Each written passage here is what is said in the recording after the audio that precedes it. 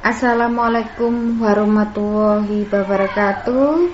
Berjumpa lagi dengan saya pada mata kuliah kimia umum. Sekarang kita masuk teori asam basa. Ada beberapa teori berkaitan dengan asam basa.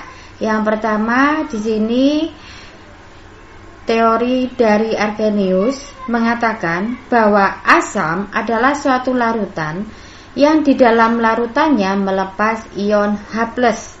Di sini contohnya misalkan HCl. Kalau kita reaksikan menghasilkan H+ ditambah Cl-. Basa di sini didefinisikan adalah suatu larutan yang di dalam larutannya melepas ion OH-. Contohnya di sini NH4OH, kalau kita reaksikan menghasilkan NH4+ tambah OH-. Nah, syarat untuk teori asam basa Arrhenius di sini pelarutnya harus air. Yang kedua, teori asam basa dari Bronsted-Lowry.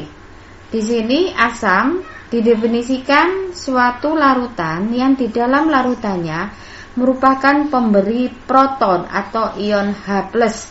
Bisa juga kita katakan pemberi proton ini tidak lain adalah donor proton. Sedangkan basa di sini didefinisikan adalah suatu larutan yang di dalam larutannya merupakan penerima proton H+, atau bisa disebut juga di sini penerima proton tidak lain adalah akseptor proton. Teori yang ketiga mengatakan dari Lewis untuk teori asam basa bahwa asam adalah suatu larutan yang di dalam larutannya kekurangan elektron.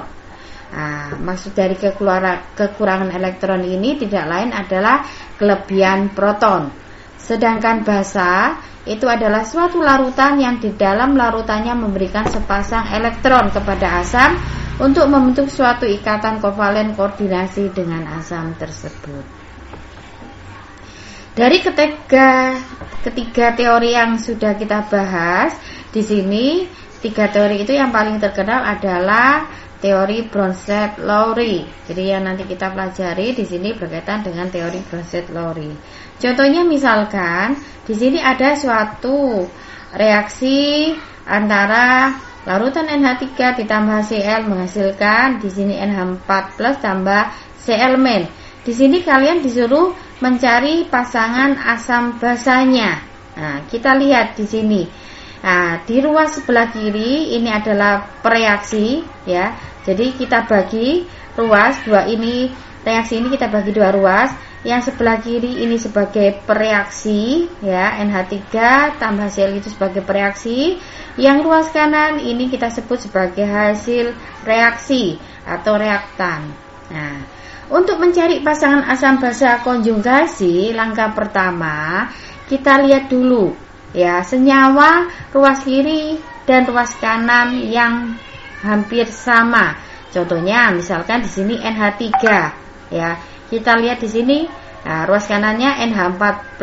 Nah, sehingga kemudian langkah kedua kita lihat banyaknya ini H, atom H. Di sini banyaknya atom H3, di sini 4. Nah, kalau kita lihat atom H-nya itu yang lebih banyak, berarti dia merupakannya asam. Ya, jadi di sini kita lihat di sini sebagai basa, ini asamnya. Ya, kita sebut di sini ini A2, asam yang kedua, ini pasangannya berarti basa yang kedua. Berikutnya kita lihat di sini unsur yang sama, di sini HCl sama Cl-. Kita lihat yang banyak hanya yang sebelah mana. Di sini hanya satu, di sini tidak ada. Berarti di sini sebagai asam yang pertama, ini asam ini yang pasangannya basa yang pertama. Jadi untuk pemberian indeks 1 2 ini tidak harus ini yang pertama. Jadi kita lihat aja reaksinya di sini yang banyak H berarti dia sebagai asam. Gitu ya. Nah, sehingga pasangan asam basanya adalah di sini HCl dengan Cl-, ini sebagai asam, ini pasangan basa konjugasinya. Sedangkan yang berikutnya ini NH4+ ini sebagai asam, pasangan basanya konjugasi adalah NH3. Contoh lain, nah, misalkan Cl tambah H2O menghasilkan H3O+ tambah Cl-. Nah, kita lihat di sini yang sebelah kiri HCl. Nah, kita cari unsur yang hampir sama sebelah kanan, ini Cl-. Berarti kita hubungkan, ini kita lihat banyaknya H atau H, di sini satu, sini tidak ada. Sehingga di sini HCl ini sebagai asam, ini sebagai basanya. Kemudian kita lihat H2O, di sini H3O+. Nah, kita lihat banyaknya atom H. Di sini 3, ini 2. Berarti yang di sini sebagai asam, ini sebagai basanya. Sehingga pasangan asam basa konjugasi di sini adalah HCl, ini Cl-, kemudian H3O+ sama H2O. Catatan di sini, asam basa konjugasi di sini hanya berbeda satu atom H dalam satu pasangan. Asam di sini selalu memiliki kelebihan 1 H+ dari basa. Ada beberapa senyawa ini yang bersifat amfiprotik, yaitu suatu senyawa yang bisa bertindak sebagai asam ataupun basa.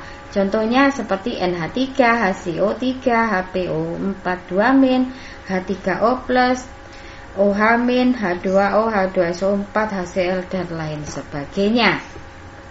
Ini ada beberapa soal latihan yang bisa kalian kerjakan.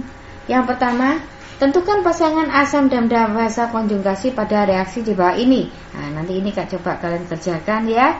Nanti kita diskusikan bersama.